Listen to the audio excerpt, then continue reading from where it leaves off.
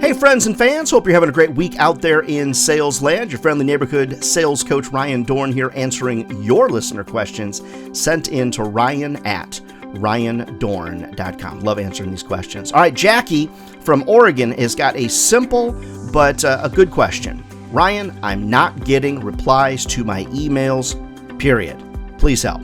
So, Jackie, I don't know if you're talking about prospecting emails, but I'm guessing that's probably what you're talking about.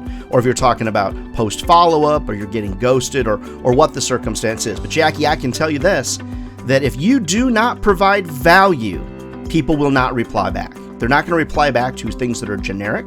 They're not going to reply back to things that are not highly relevant to them.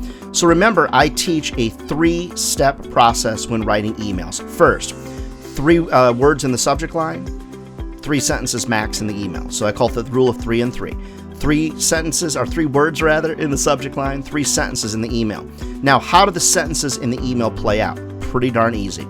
First sentence is you mentioning social proof, names of other folks you're working with, other clients you're working with, even if it's a competitor. Second sentence, what's the value? How do you prove to them that you're relevant? For example, I saw on your Facebook page you're doing this. Got a great idea to help you with that, or whatever the value proposition is. I can save you time, save you money, save you energy. That's the second sentence, whatever your value proposition is. And then the third sentence should be a link to your calendar or what your ask is. And remember, only ask people for 15 or 20 minutes. 60-minute meetings are kind of a thing of the past. Ain't nobody got time for that, right? So just remember the rule of 3 and 3. 3 words in the subject line, 3 sentences max. The 3 sentences should go in this order. Social proof, mentioning people you've already worked with and helped. Second sentence is your value proposition, keep it short.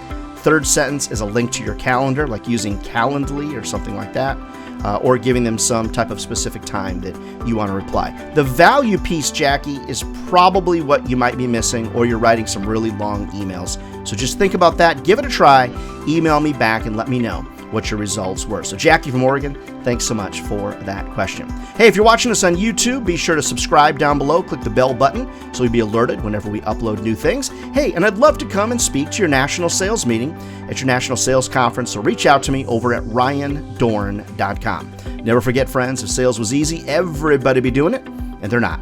We're not crazy. This is a great career that'll feed your family for a lifetime. All right, we'll see you next week.